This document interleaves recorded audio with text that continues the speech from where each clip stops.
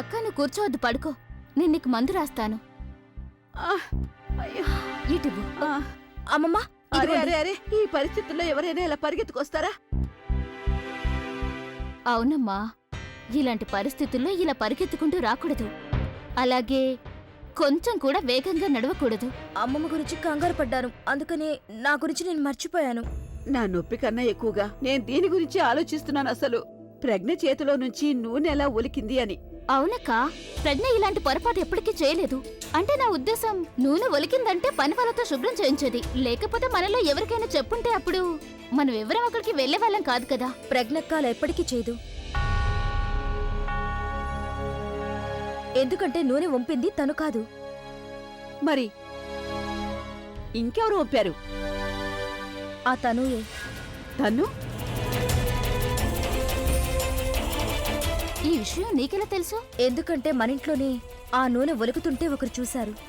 ఎవరు? ఎవరు చూశారు అర్చన? వైశాలి అక్క. వైశాలి, ఒకవేళ ఈ నిప్పు నువ్వే అంటించావని తనుకు తెలిసిందంటే అప్పుడు తను నీకు ముప్పు తిప్పలు పెట్టి 3 చెరువుల నీళ్లు తాగిస్తుంది. అర్థమైందా? వైశాలి, ఇలారా.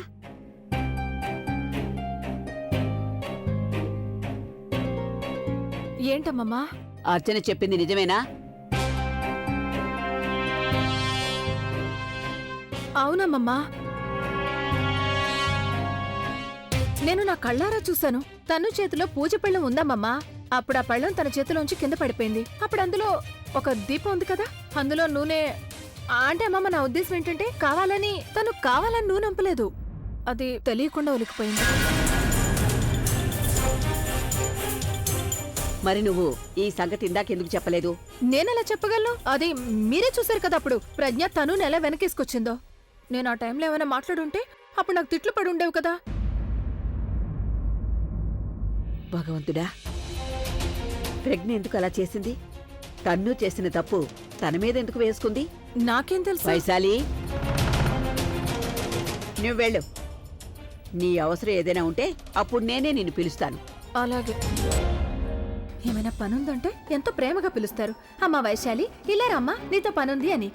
కానీ పనైపోయిందంటే అప్పుడు అంటారు, వైశాలి ఎక్కడి నుంచి నువ్వు వెళ్ళు అని. కానీ దేవుడా, నేను వినాలి వీళ్ళు తను గురించి ఏం మాట్లాడుకుంటున్నారా అని. వైశాలి, వెళ్ళావా? వెళ్తున్నాను. కూర్చో. ఇందు, ఏదో గందరగోళం ఉంది. గందరగోళం అయితే ఉంది, కానీ ఆ గందరగోళం గురించి మనం ఎలాగోలా తెలుసుకోవాలి. ప్రజ్ఞ తన్నుని సపోర్ట్ చేస్తుంది అంటే దీని అర్థం ఏంటంటే నేను తన్ను మీద నిఘా వేయాలి.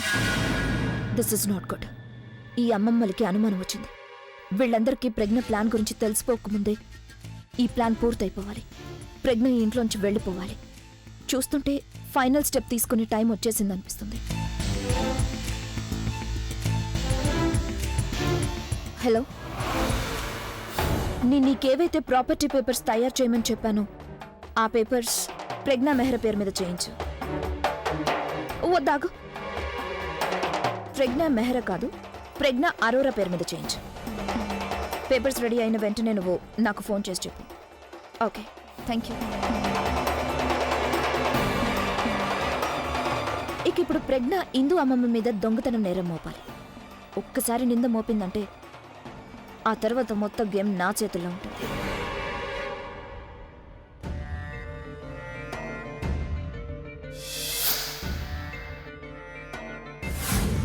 ఈరోజు రాత్రి ఎవరూ మనల్ని దూరం చేయలేరు ప్రవీణ్. ఈరోజు రాత్రి నేను నీ చేత మందు తాగించి శాశ్వతంగా నా వాణ్ణి చేసుకుంటాను.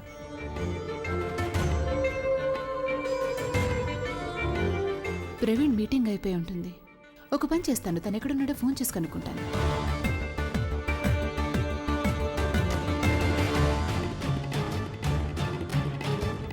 ఇంకా తను మీటింగ్లోనే ఉన్నాడనుకుంటా. కాసేపు ఆగి ఫోన్ చేస్తాను.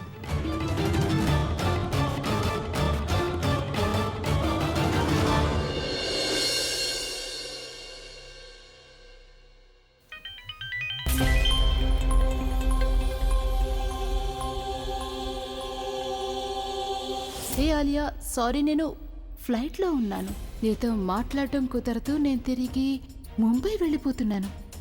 Have a nice time with your friends. See you soon.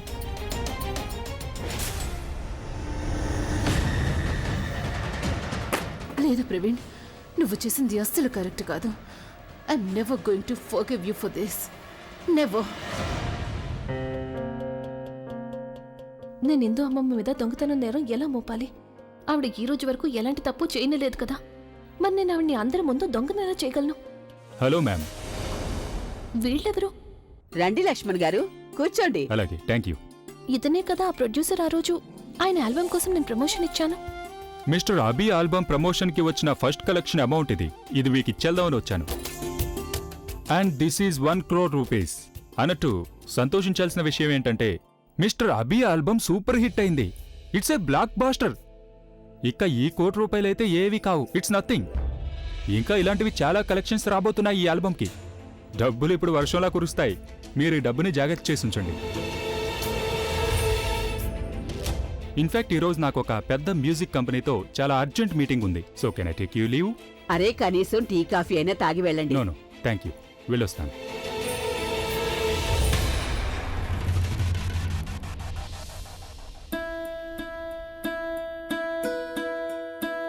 ఎందు, నువ్వేమైనా ఆలోచించావా?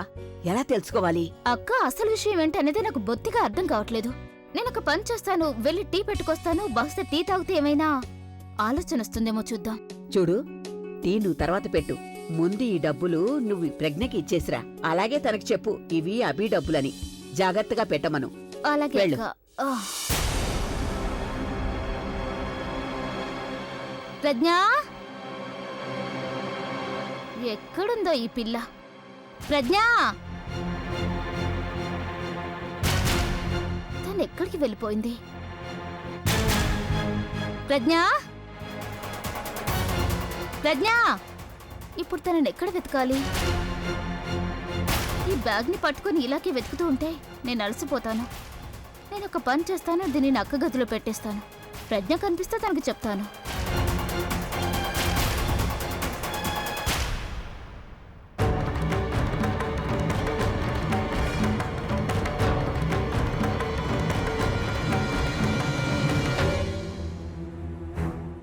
ఎక్కడ పెట్టాలి? దీన్ని ఎలాంటి చోట పెట్టాలంటే ఎవరి కన్ను పడకూడదు. అల్మారాలో పెడతాను.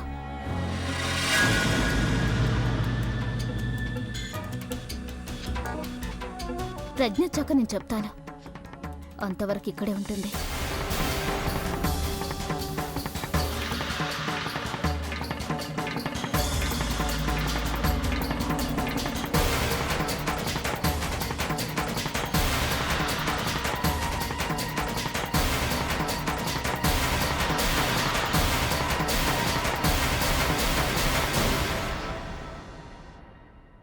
మీరు నన్ను క్షమించండి అమ్మమ్మ. నేను ఇలా చెయ్యక తప్పదు.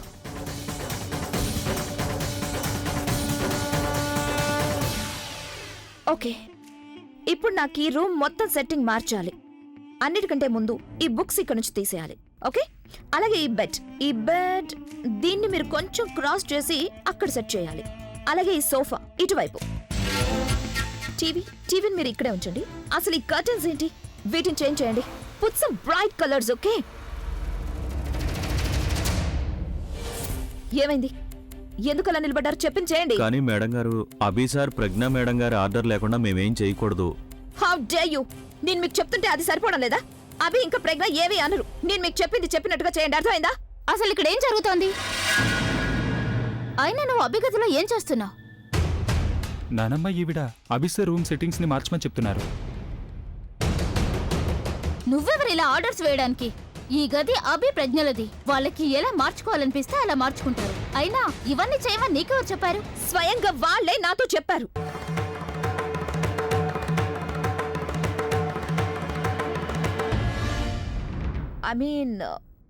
అభి బయటికి వెళ్ళాడు. అలాగే ప్రజ్ఞ కూడా తన పనుల్లో బిజీగా ఉంది. అందుకే ఈ పనులన్నీ నేను. చూడమ్మా, ఈ ఇంటి పని వాళ్ళు చాలా విశ్వాసం ఉన్నవాళ్ళు. వాళ్ళు యజమాని నుండి డైరెక్ట్ గా ఆర్డర్స్ దొరికేంత వరకు వాళ్ళు ఏమీ చేయరు. అభిని రానివ్వు, నేను తను అడుగుతాను. ఒకవేళ తను చెప్పాడంటే మొత్తం సెట్టింగ్ చేంజ్ చేద్దాం. అయినా ఒకరి బెడ్రూమ్ లోకి రావడం బ్యాడ్ మేనర్స్ అవుతుంది. ఇవన్నీ వింటుంటే చాలా సరదాగా ఉందా నీకు?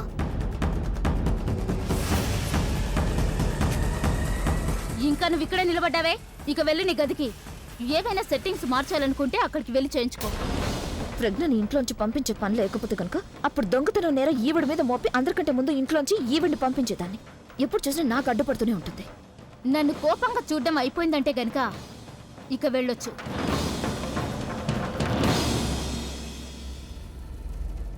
వచ్చింది పెద్ద ఈ గదిలో సెట్టింగ్ చేయించడానికి.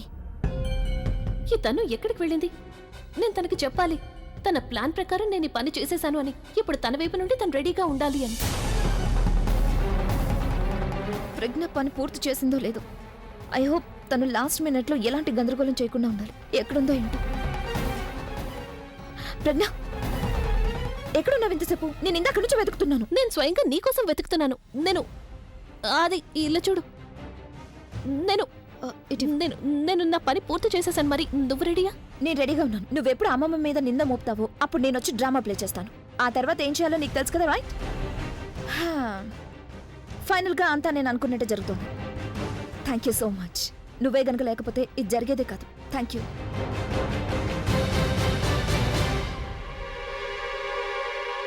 నువ్వు నీ వైపు నుంచి పని పూర్తి చేసావు. తర్వాత చూడు, నీ మీద ఎలాంటి నింద మోపుతానంటే, ఎలా అవమానిస్తానంటే అప్పుడు నువ్వు నీ ఫ్యామిలీకే కాదు, నీ మొహం అద్దంలో కూడా చూసుకోలేవు. నువ్వు నాకు అభికి మధ్యలో వచ్చావు. అభిని నాకు దూరం చేశావు. నా ప్రేమను నాకు దూరం చేసి నువ్వు నాకేదైతే బాధను కలిగించావో దానికి పగ తీర్చుకో. ఇదంతా ఎలా జరుగుతుందో నాకేం అర్థం కావడం లేదు. హిందూ అమ్మమ్మ దొంగ అనాలి అనే ఆలోచన వస్తేనే నా పరిస్థితి ఇలా అయిపోయింది. ఇక అందరి ముందు నేనంత పెద్ద నిందని ఎలా వెయ్యగలను? ప్రజ్ఞ, వెళ్లే ముందు కాస్త తలుపు వేసి వెళ్ళవా ప్లీజ్?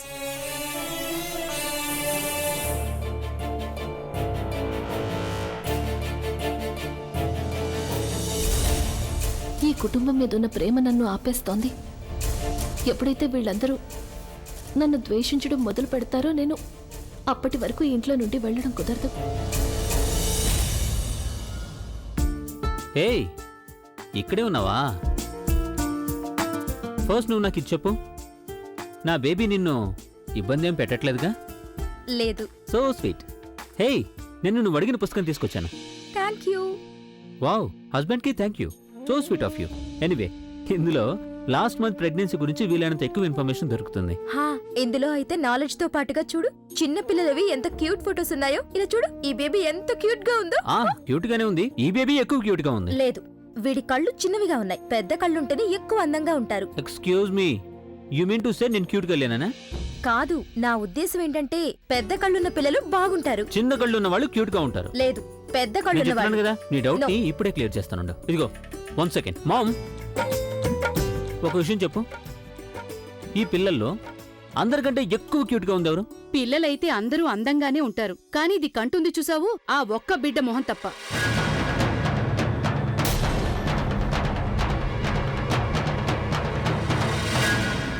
మామ, అసలు నీ ప్రాబ్లం ఏంటి? నేను నిన్నేం అడిగాను, నువ్వేం చెప్తున్నావు? నువ్వు ఎవరి గురించి మంచిగా మాట్లాడకపోయినా పర్లేదు, కానీ తప్పుగా మాట్లాడద్దు. నువ్వు నాకు తప్పొప్పుల గురించి నేర్పించాల్సిన అవసరం లేదు. ఇది నీ బుర్రను పాడు చేసేసింది కదా.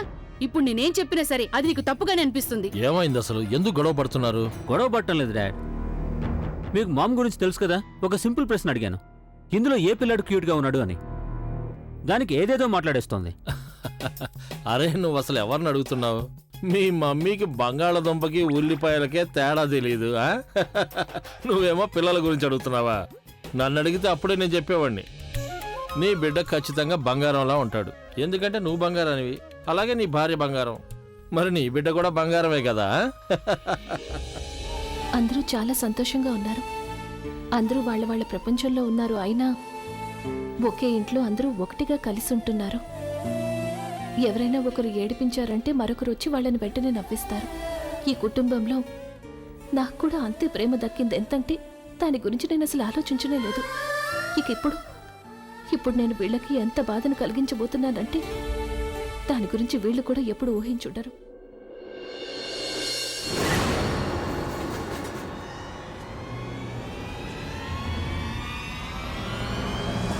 నీ దొంగ పని నాకు తెలిసిపోయింది.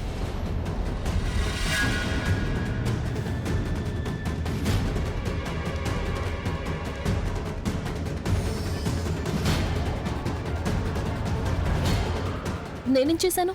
నువ్వెంతో తెలివితేటలతో దొంగతనంగా రాబిన్కిచ్చి నా కోసం టీ పంపించావు కదా. నువ్వేమనుకున్నావు?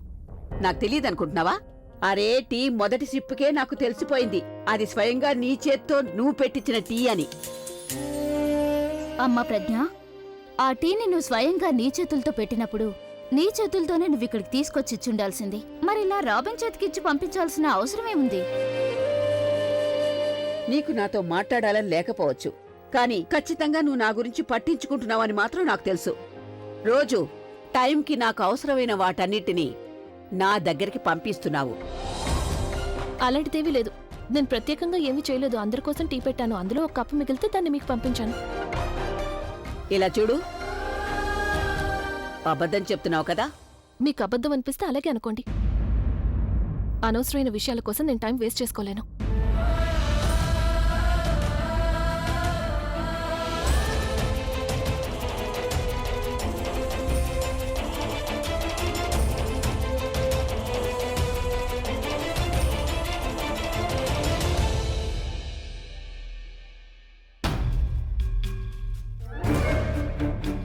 ఏం చేయాలో నాకేం అర్థం కావట్లేదు. ప్లాన్ అయితే వేసాం కానీ దాన్ని ఎలా అమలు చేయాలో తెలియడం లేదు.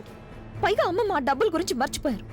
ఆవిడ నోట్ నుంచి డబ్బుల మాట వస్తే గానీ మన ప్లాన్ ముందుకెళ్ళే అవకాశం లేదు. నేను కూడా ఇదే ఆలోచిస్తున్నాను. తను అయినా నేను స్వయంగా వెళ్ళి డబ్బు గురించి ఆవిడ అడగలేను కదా. నేను వెళ్ళి అడిగానంటే అంతా గందరగోళం అవుతుంది. అమ్మమ్మ కనిపిస్తుంది కదా, నేనే డబ్బు దొంగిలించాను అంటే నేనే వెళ్ళి ఆవిడ ఎందుకు అడుగుతాను అని. పైగా దీని గురించి నేను ఇంకెవరికీ చెప్పలేను కూడా. ఎందుకంటే ఉన్నట్టుండి ఎవరికీ డబ్బు అవసరం ఉండదు కదా. ఆ సిచ్యువేషన్ క్రియేట్ చేయడానికి కూడా కొంత టైం పడుతుంది. మన దగ్గర అసలు టైం లేదు. దానికోసం మనం ఏదో ఒకటి చెయ్యాలి కదా. ప్రజ్ఞ, ఏవైనా ఆలోచించి ఏదో ఒకటి చెయ్యి.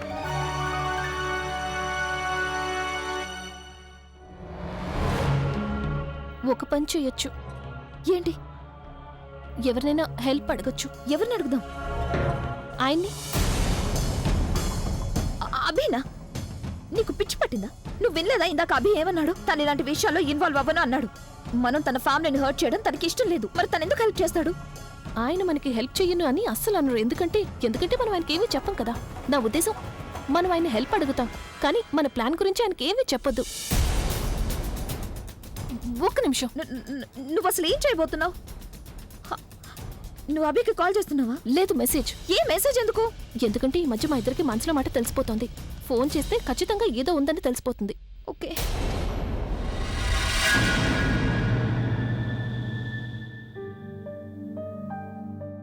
వీళ్ళిద్దరూ అక్కడ ఏం చేస్తున్నారో నాకేం తెలియట్లేదు.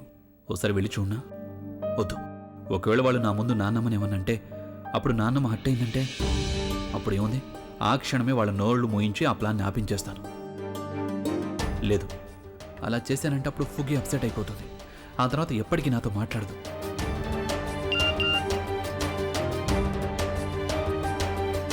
ఫుగి నుంచి మెసేజ్. ప్రొడ్యూసర్ ఇచ్చిన డబ్బుల్ని వెంటనే బ్యాగ్లో పెట్టి ఉంచమని అమ్మమ్మకి చెప్పండి. తను ఇలా చెయ్యని నన్ను ఆర్డర్ వేస్తోందా?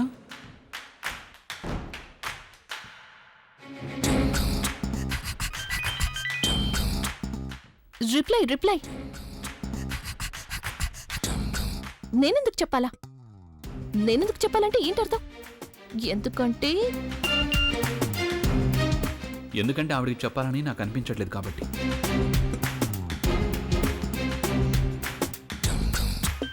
అయితే నేనేం చెయ్యాలి?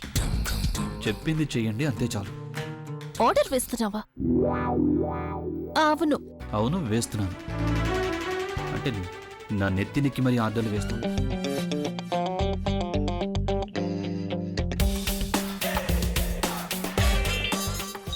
నేను ఇదేంటి ఇలా అయింది? నేను టైప్ చేస్తే ఫోన్ నువ్వు మాట్లాడు, నేను మాట్లాడలేను. హలో అరే మాట్లాడు ఫుగి, లేకపోతే అక్కడ వచ్చి నేను నీ కళ్ళని నీ బ్యాటరీని రెండింటిని డౌన్ చేస్తాను. ఏంటి? నువ్వా? హలో, నేను ఏమంటున్నానంటే, నాకెందుకో నీ మొబైల్ బ్యాటరీ డౌన్ అయింది అనిపించింది. అందుకే నీ గొంతు వినిపించట్లేదు అనుకున్నాను. చాలా టైం పట్టింది నీకు మాట్లాడడానికి. బరువుగా ఉంది అందుకే. ఏంటి?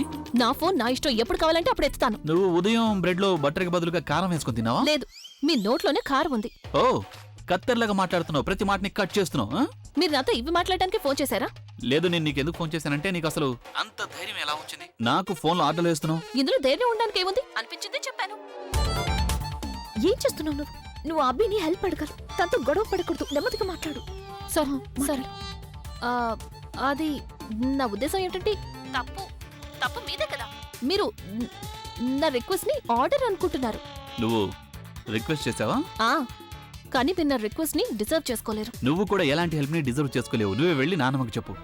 సరే అయితే చెప్పకండి, నేను కూడా ఏమీ చెప్పను, పెట్టేస్తున్నాను. ఫోన్ కట్ చేసింది.